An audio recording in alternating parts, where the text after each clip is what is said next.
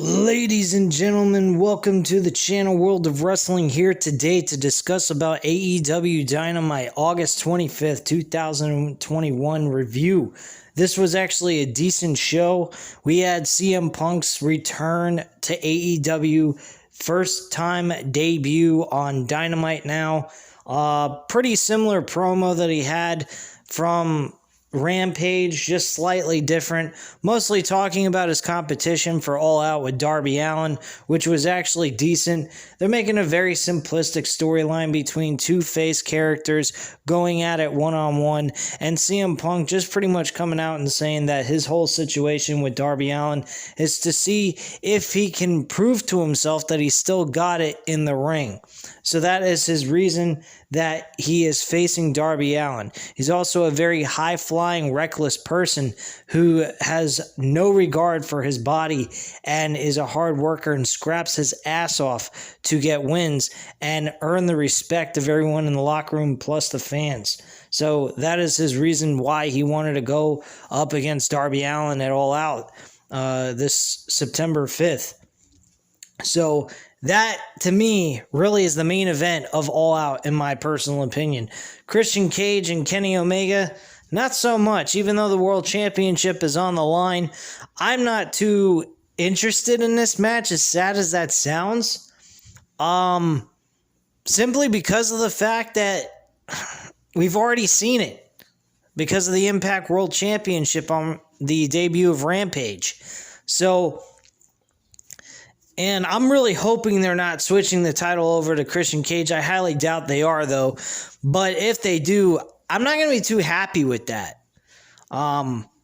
Just looking on the flip of the coin here, God forbid they do go with Christian Cage, I'm not going to be very happy with that. You might hear a rant come out of me on that review. And by the way, All Out will be live since September 5th. Has Labor Day the next day after that, so I'll be off from work, so I'll be able to do that for you guys live and right in on the screen. You'll be able to see my face and everything instead of it being in audio format like I have been doing for the last year or so.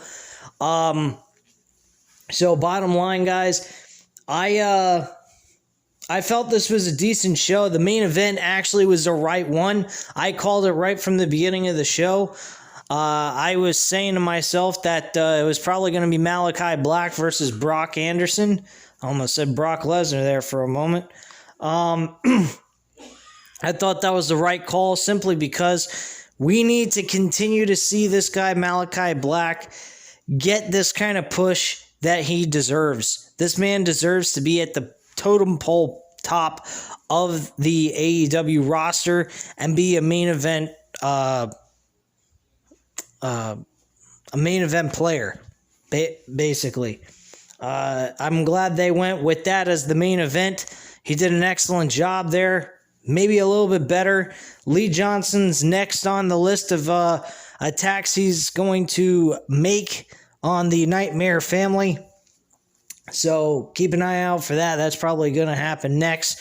He attacked Arn Anderson at the end of the show, low blowed him in the crotch, and then hit him with a black mass, only to hit him, though, in the chest, not the side of the head.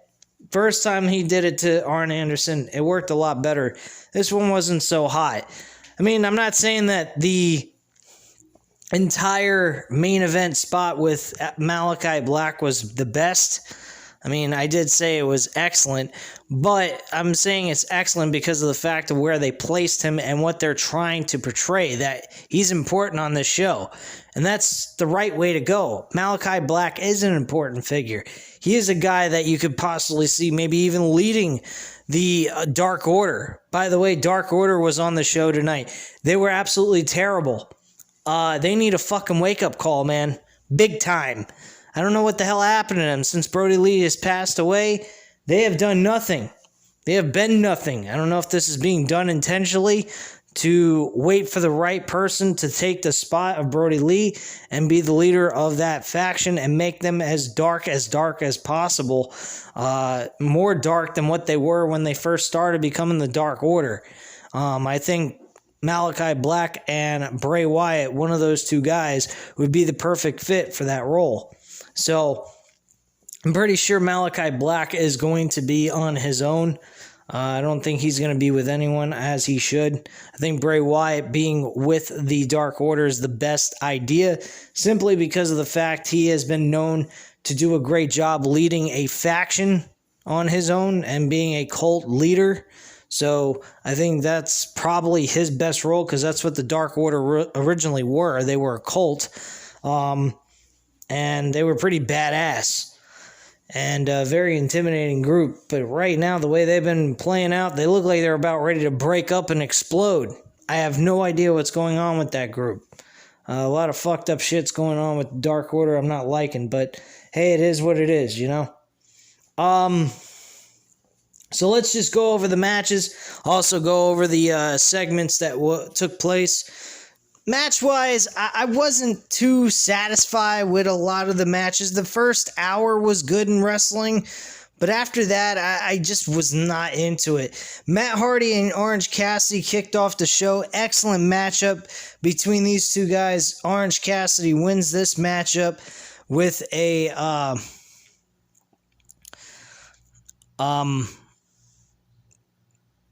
he just wins the match.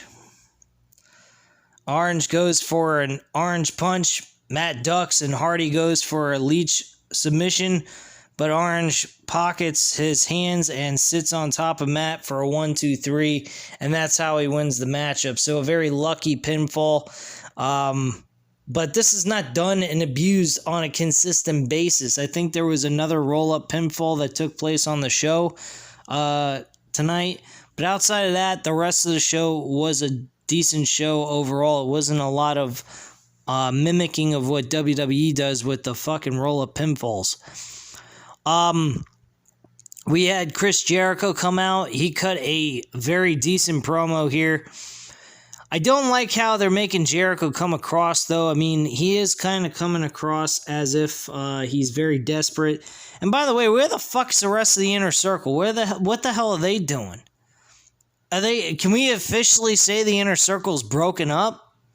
Because honestly, I don't see them at all with Jericho.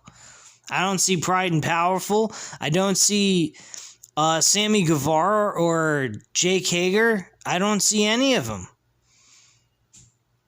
It's very weird. I don't know what the hell's going on with that group, but for whatever reason, they're coming out as individuals. Same with the Pinnacle. Pinnacle doesn't seem like they're coming out together as one. They're like doing their own thing, and yet they're being looked at as like a fucking faction, which makes no sense to me at all. Another thing I'll mention, the only faction that is really coming out as one all the time, or most of the time, is the Elite. The Elite are constantly coming out as one team. Only tonight did we see any like split between the two with the Elite, where we'd have the tag team champions of AEW come out, and they were just scouting that tournament that took place tonight, which, by the way, was an excellent match, but just to throw that out there. I'm not quite sure what they're doing with Pinnacle and the Inner Circle, but it seems like we could kind of say at this time, I'm just saying at this time, let's see what happens in the future, but right now it doesn't look like Pinnacle nor the Inner Circle exists at this point. Since the fucking pay-per-view for Double or Nothing at 2021's pay-per-view, they really haven't done anything. It seems like they've officially been done with each other. It's like they're all doing their own thing at this point. But we'll see what happens. This promo with Jericho simply was just to announce that Jericho and MJF are going to go at it one-on-one one more time, and if Jericho loses this time, he will be done wrestling in the ring for good.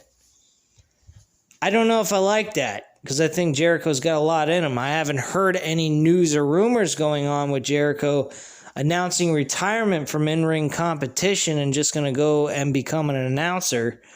But I'm going to go ahead and probably be in the minority on this one. I think Jericho is going to beat MJF at All Out. I don't think Jericho's done with in-ring wrestling. I think he is going to still perform. He is the leader of the Inner Circle still. At least we still think they exist. Without Jericho, the Inner Circle is nothing. I mean, let's be real. Jericho was the one who formed that team, and that team will die by him if he's not wrestling. So if he ain't wrestling anymore, the Inner Circle will be done, in my personal opinion. The only way I could see the Inner Circle continuing on through him is if they get another big name like CM Punk being part of the Inner Circle, which I don't see CM Punk being part of a group like that. I see him being an individual by himself and totally alone in his run in AEW. So I don't see him doing anything with Inner Circle or doing anything important.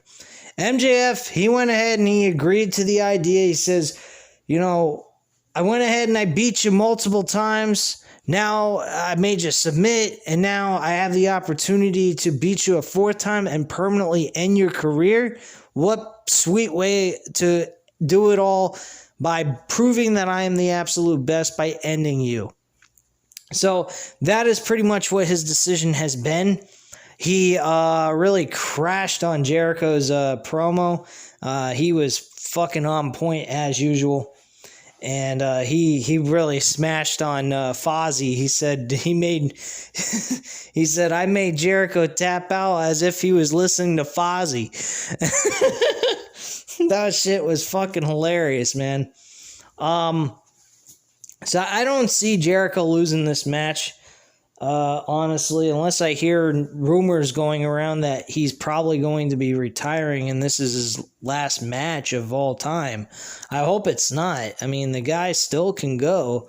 I mean, he's shape-wise, he's not exactly in the best shape like he used to, but as in-ring wrestling capabilities, he's pretty damn good still. So I would be sad to see him go, but at the same time, I understand that the point is to help the younger talent look better, and better way to do that is to have Jericho lose to MJF again. That's only if Jericho is going to quit wrestling, if that's the purpose of this match. Honestly, I don't see Jericho quit wrestling right now. I honestly don't see that, so I'm going to stick with Jericho winning this match against MJF. That's just a prediction by me, yours truly, World of Wrestling. So hopefully that is what happens. Jericho has put over MJF plenty. I don't think MJF losing to Chris Jericho would hurt MJF in any way, because he's not getting a title shot anytime soon. So let's be a little realistic on that as well. Probably by next year, he should have a world championship reign waiting for him to take place. Probably at All Out of next year, more than likely. So, AEW Tag Team Title Eliminator semifinals match. Lucha Brothers versus the Varsity Blondes with Julia Hart. This was a good match. A really good match. Good tag team wrestling took place. Just as good as Jurassic Express and their opponents that they faced at Rampage last week, which was a really good match. I have no complaints whatsoever on that. So the Lucha Brothers won that match. Post-match, we had Jurassic Express come out to respectfully shake hands with the brothers. The Bucks come down to cause trouble between the teams, but they end up both attacking the Bucks and the Good Brothers in a brief breeze of an alliance. Andrade El Idolo and Chavo Guerrero cut a promo on Pac before All Out. This match should be a very interesting matchup. This is a very stacked card. I mean, All Out is... This pay-per-view is probably the most stacked pay-per-view of all time of AEW's history of pay-per-views. This is a huge, huge fucking pay-per-view. That title that they got for their pay-per-view this September 5th is no fucking joke. They are going all out. This is a fucking stacked card. the best card. I think this is the best card AEW has ever produced in their history of being in existence. Bottom line, this has been this is a great fucking card they got. Next match was Jamie Hayter going up against Red Velvet. Jamie Hayter gets the victory. Chris Statlander comes to Red Velvet's rescue during that match, so nothing special there. I already talked about the Dark Order and how they seem to have a little bit of like they're gonna implode at some point. So yeah, that's not good. I'm not liking that very much. CM Punk debut at Dynamite. His promo, like I said before, was very similar. There was one other thing I forgot to throw out there. The fans were chanting yes, yes, yes, and CM Punk looked at the audience and said, "That's for someone else's stick who probably will be here later." And then he gave like a look like, "Oops, I gave it away. Sorry." Breaking the fourth wall, breaking spoilers, letting news out, as if like Tony Khan was talking through fucking CM Punk, telling him, "Hey, don't forget, if they happen to chant yes, let them know Daniel Bryan's coming to fucking AEW. Like we don't already know that anyway through the news." My God, man. I love that shit. I thought that was fucking excellent part of the whole entire promo is that Daniel Bryan was being thrown in the mix and CM Punk just was like giving it away like, "Hey, you guys already know, I'm going to just say it. He's going to be here later. So whoops, sorry." You know? That was fucking awesome. I thought that was great. Unusual thing to do in the middle of a promo to give away a spoiler like that.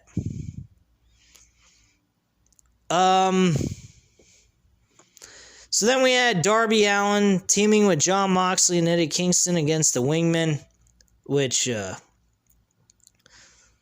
wasn't all that much of a match. Darby Allin managed to pick up the victory with a coffin drop off of J.D. Drake, and got the 1-2-3 there.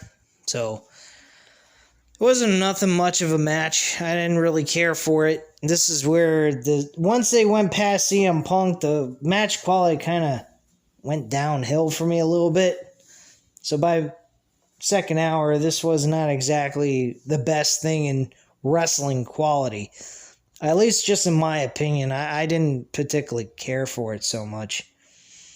Alex Marvez was interviewing Tay Conte to talk the buy-in casino battle royale, but Bunny walks in and tries to tempt Tay to join the HFO, and Tay tears up the contract and refuses to join the group.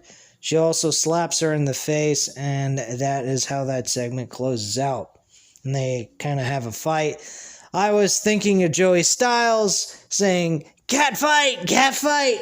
Oh my God. He would have been all over that shit if he was there. That would have been fucking great for him to just say that. Next we had FTR cut a promo saying that they're ready for Santana Ortiz. Cash Wheeler says, "You rub dirt on it and finish the job," and that's pretty much what they're going to do at this point. We then had Don Callis and Kenny Omega with the rest of the Elite, excluding the Young Bucks, coming out to this promo to discuss about the World Championship match that's going to take place against Christian Cage. Again, like I said earlier in the video, I think that this match is going to be a decent match, but I'm not exactly hyped up for it. This is not one of my priorities. It doesn't seem like main event to me.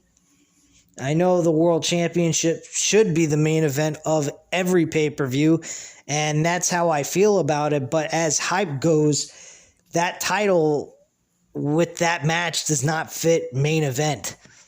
If Kenny Omega was going up against like Hangman Page, I'd say yes, those two guys have history with each other. That's what I was hoping for, but unfortunately that's not what we're getting. Hopefully we will be getting that at Grand Slam Dynamite on September 22nd. Hopefully by like the first episode after All Out, we see Hangman Page return, and we get an idea that he's coming back in contention for the World Championship. And I hope that is what happens, because he deserves it, number one. Number two, he's a fresh face. He's somebody that has not won the World Championship in any promotion, as I mentioned before in the past. So Hangman Page is the guy to take the title off of Kenny Omega, not Christian Cage, bottom line. Anyway, getting into what actually was said during this promo. Kenny Omega and Don Callis with the Elite in the ring, but gets interrupted by Christian Cage to cut the bullshit. Cage airs old footage of Don Callis and Cage in Montreal. That affirms that Don Callis is a carny piece of shit. Kenny disagrees and affirms that he was better at 10 years old than Cage was at 20. Cage cuts some lines against a chatty Callis before telling Kenny that he's getting manipulated by Don now as well. He doesn't know which is worse, him going ahead and being played by Don Callis at 10 or still being played at his current age. So he mentions a few other things. He comes out and he says, Don Callis also mentioned Vince McMahon on the show. I couldn't believe that shit. He mentioned that I'm as big as Vince McMahon and so on and so forth when it comes to promoting superstars and blah, blah, blah. I just couldn't believe he even said the word Vince McMahon. What the fuck? Boy, these guys really want to be noticed. AEW wants to be noticed as WWE's competition. I'm sorry to inform you, AEW, but you're not their competition. The reason why, not because you're a shitty promotion, it's because WWE don't want to compete with you. They don't want to compete with anyone because they're not in it to compete. They're not in it to do anything but collect cash and treat people like shit. If you don't believe me, go watch Monday Night Raw this past Monday night and watch Karrion Kross. Go back and watch the footage when he first came into NXT and then watch all the way up to now and you'll see what they do to talent. You watch this past Monday Night Raw, you go from Karrion Kross to fucking killer of NXT, and he comes on to WWE Monday Night Raw, and he's coming out looking like the fucking Gladiator, the Shredder from Secret of the Ooze. This is fucking ridiculous shit. For anyone in AEW to even care that WWE should acknowledge them as competition, if that's the case, I'm not saying they are, because they shouldn't care, because AEW's got it all over WWE. The only thing they could really do to stick it to WWE is get a guy like Randy Orton, get a guy like Seth Rollins, get a guy like AJ Styles, get a guy like just one person out of the names I'm listing off to you guys. Fuck, if you could get Seth Rollins to join AEW, with all the shit he has said about us the fans being douchebags and being a company man, and him just saying, I'm fed up of coming out here looking like a moron, dressed in these stupid-ass suits, and sounding like a fucking retard, laughing all the time. If he actually got fed up of that and he decided to go to AEW, man, the game would totally change. The game would totally change, even more than it already has. Because the game already has changed. They got CM Punk and Daniel Bryan in fucking company. So we just haven't seen Daniel Bryan yet. But yeah.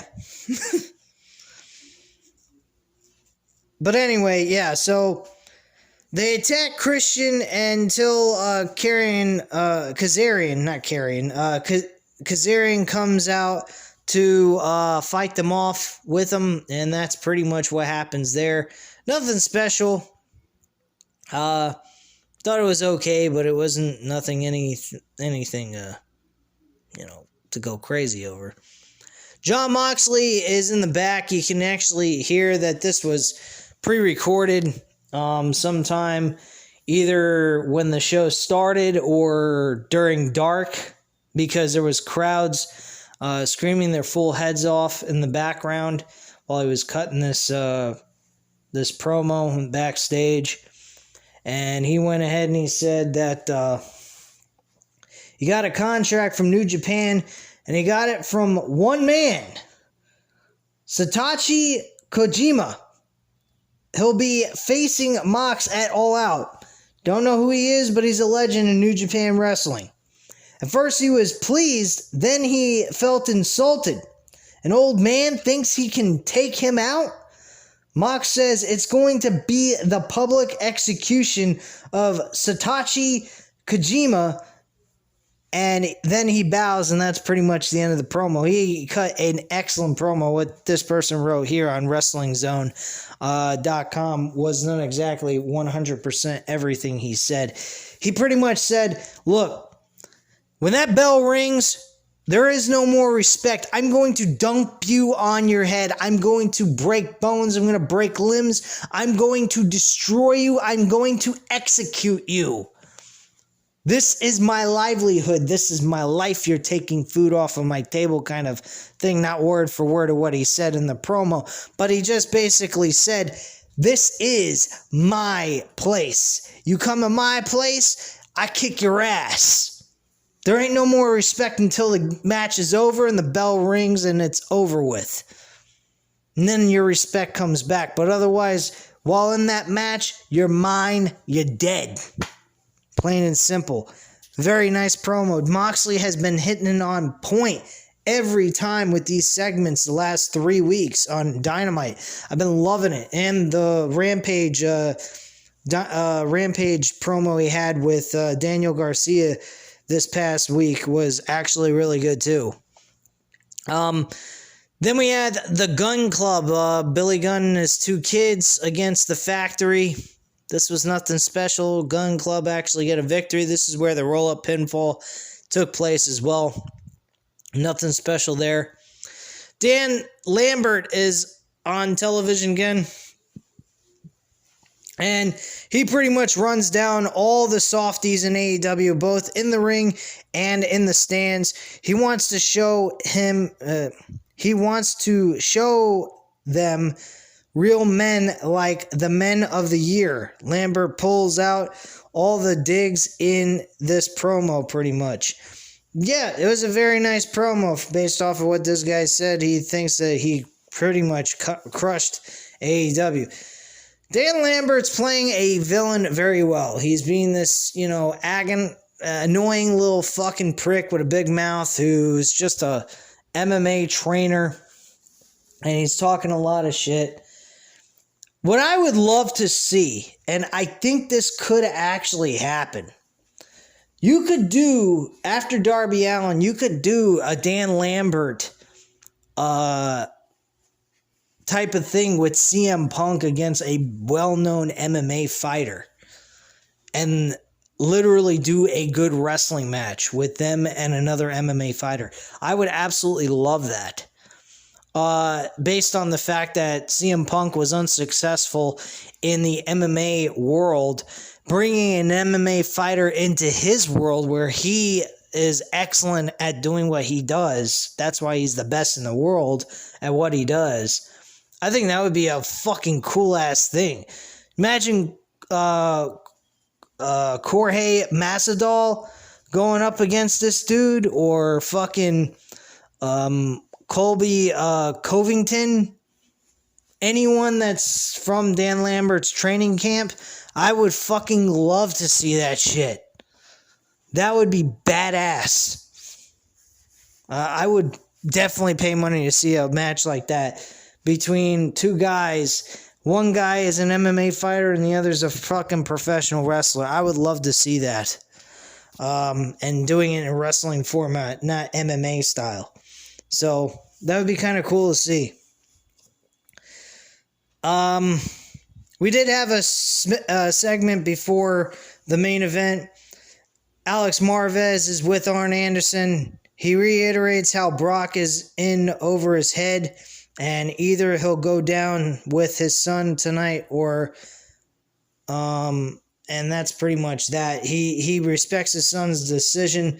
Apparently, he would die for his father, just like his father would die for him, and he's all for it.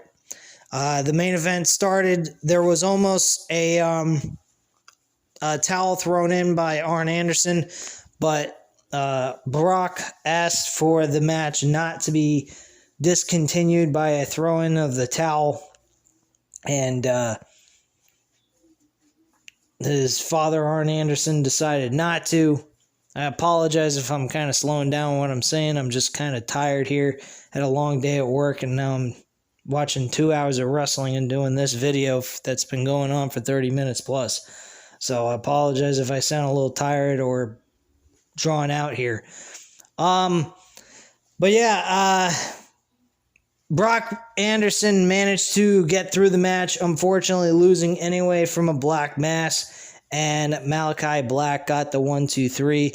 The entrance with Malachi Black, by the way, is fucking superb. Excellent shit with what they're doing with him. It reminds me a lot of The Fiend when they had him on WWE. And I like this entrance that they got with Malachi Black. Probably very competitive with The Fiend. His entrance. I mean, The Fiend's entrance, despite the fact WWE being as shitty as they are, they did a good job with his entrance. Eventually that got fucked up here and there, but hey, what do you expect? It's WWE. But yeah, Malachi Black, very great entrance. I love his entrance with everyone's phones being on to see where the hell they are. And it's great stuff. Though I like everything they're doing with Malachi Black so far.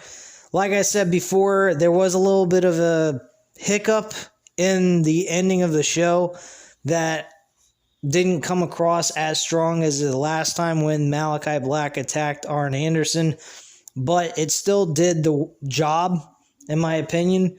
Some people may criticize it, and hey, you know, if they do, that's their right. I think it was a little lackluster compared to what he did the first time to Arn Anderson, but I'm not gonna, totally shit on it. But yeah, I truly think that they could have done a little bit better, a little bit stronger, I guess you could say, with the ending of that, but it wasn't terrible. And I thought it was a decent show overall. Promoting the pay-per-view, they did an excellent job doing that. Match quality, the first hour was good, the second hour was shit. I didn't really like the match quality in the second hour. After CM Punk, really nothing else meant anything until the main event. So that was the major issue I had with the show after CM Punk's segment.